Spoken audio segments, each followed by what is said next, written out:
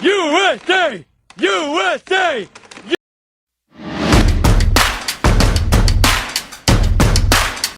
Hey, it's Ken and Jeff with the Coffee Firm. I'm here with my good friend Nick Sambaer. I just found out what his last name was. I thought it was Hosen. But anyway, Nick is our expert on the Women's World Cup. He's going to give us a preview on the upcoming World Cup, which he leaves for tomorrow. Are you packed, Nick? No, not yet. Yeah, so he's here at the game, and he's not even packed. So priorities. Yeah, priorities. Got to be here to support the team, right? So Nick, Women's World Cup coming up. Who are your top 4 teams to watch for? Top 4 as in like winning the tournament? Winning the whole shooting match. Yeah, probably the top 4.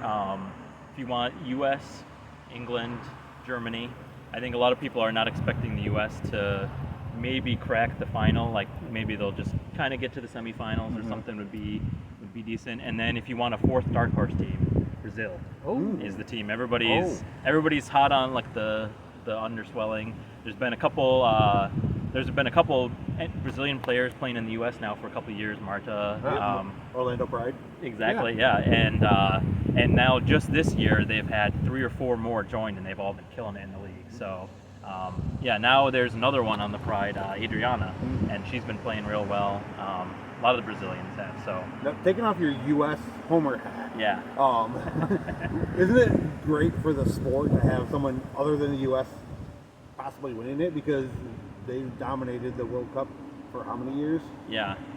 Yeah, I mean, it's always weird. Like before the tournament, you always think, oh, maybe the U.S. isn't going to be that great this year. I remember not about this time, but in the winter before the 2019 World Cup, it was, oh, the U.S. lost to France, we lost to this, we're not going to do so well, and then, well, they ended up winning. So I feel like there's always this is the year the U.S. isn't as good.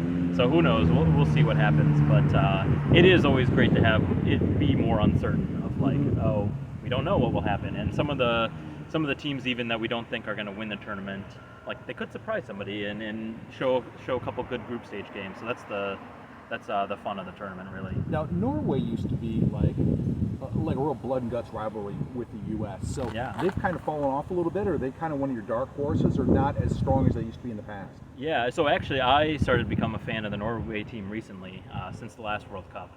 So that's my homer, my second homer country, maybe after the U.S. And they, for the last couple of years, they've been pretty underperforming. They have some of their forwards is maybe like some of the best forwards in the world,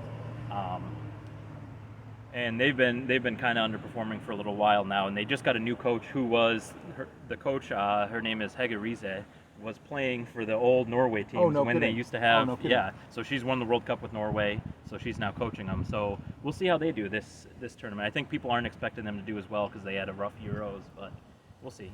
So for us that aren't as astute with the women's game, Americans, you always know about Megan Rapinoe and what we'll call the old guard. Who should be the up and comers that we should be watching for the women's team this year for the United States? Yeah. So Sophia Smith is probably the obvious one in the forward line there. There's a couple of young forwards that'll be fun to watch, but Sophia Smith is maybe the best. Won the MVP last year in the American League in the NWSL.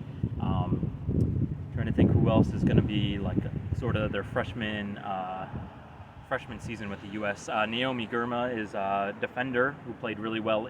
Last year was her rookie season, and she'll be on the back line now because we've had a couple defenders injured. Oh yeah. So she'll be maybe one of the best defenders the U.S. has in the World Cup. We'll see. And then a real newcomer is Savannah DeMello, who just had her first cap for the U.S.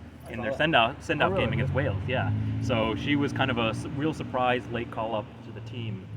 She's been playing real well in the American League, and it's always like, well, you're not sure, is she going to be able to get into the national team before the World Cup or not? But I think she's kind of up there because we're not sure some of the midfield players. We have Rose Lavelle, obviously the big name. Mm-hmm. She's been dealing with injury for a little while, so I think maybe Savannah got called up because we're like, okay, well, maybe we're not sure if Rose is going to last the whole tournament or how much we can play Rose. So and you talked about injuries. We talked about this last pod. Like the U.S. team has a couple major injuries. Yeah. Sauerbrunn, she's going to be out, right? Yeah, that's maybe I'm trying to think who else is actually injured, but that's maybe the biggest one, just because of how the U.S. defender pool kind of shrank all of a sudden. Yeah. It seemed like for a while especially after the last World Cup, like, oh, we're gonna have a couple good defenders that have been playing well, and then there's injuries that Tiana Davidson's not going, but she's been dealing with an injury, just returned back. So I think that has a lot to do with why she's not going. Is I think Mel the Swanson's injury. out too, right? Mel Swanson is probably the biggest, actually. Yeah. I think the U.S. coach even said either before the injury or maybe right when it was, that basically the U.S. had started to mold their style of play to build their attack around Mal Swanson. That's just how good of a year she was having. Yep. Maybe 2 years, really, that she's been just in unbelievable form. So it's really, it really stinks that she's going to be out for this tournament. Now, one of the big names that we're hearing, like on watching the women's games, Trinity Rodman. Yeah. She's going to be on the team. You expect her to get a lot of minutes, or is she going to be a role player, or is she going to be cutting her teeth over there in Australia? Yeah, that's what I'm not so sure about, because we have, like, there's Alex Morgan, who's been a veteran now. There's, I think we'll probably be expected to see as more of a set piece specialist. Maybe, we can throw her on in knockout games when we're maybe it'll go to penalties, something like that.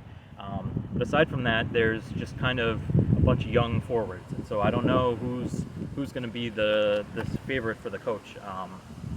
So yeah, between her and Sophia Smith and Lynn Williams has been playing real well. They've all been having great club seasons. So I'm not sure personally who would be our best three, But I think we'll expect to see a lot of them, especially in the group stage. Get a lot of rotation. It's great to be deep, right? So Yeah. If someone's having a bad game or it's not working, you can sub somebody in or whatever. So give that a go. That winger, like inside forward striker spot, that's probably the deepest the U.S. Spot is. We have a lot of good players there. So I guess it's good to be deep. So that's cool. Yeah. And since we're talking about players now we want to know, like, what game are you looking forward to? Obviously, you're going over there. You're going to see some games. Yeah. How many games are you going to see, and which one are you really looking forward to? The game I'm most looking forward to is probably the opening game I'm going to, which is Norway versus New Zealand. So that's the opening game in New Zealand, in Auckland. I think maybe the Australia game is either the day before or the same day, earlier in the day, so it might not be the technically opening match, but that one I'll be at, and I'm excited for that one. Probably that'll be the best spectacle game I'll be at. I do have a ticket to, I think, maybe one of the U.S. knockout games, so that might be fun to see who they play if they do well in their group. Aside from that, I have some good games in Sydney. We'll see. I'll get to see France versus Panama, which will be kind of fun. Panama has a Michigan player actually playing for them who's just started. Her name is Riley Tanner. She just is playing for the Washington Spirit now, actually. This is her first year in the league. So, hey, that will do it for our Women's World Cup Insider Report with Nick Sambaer. He's going to be gone for 3 weeks, so we will catch up with him when he gets back. So, Nick, thanks for your time, buddy. Yeah, no problem. Thanks All for right. having me Have a on. good time.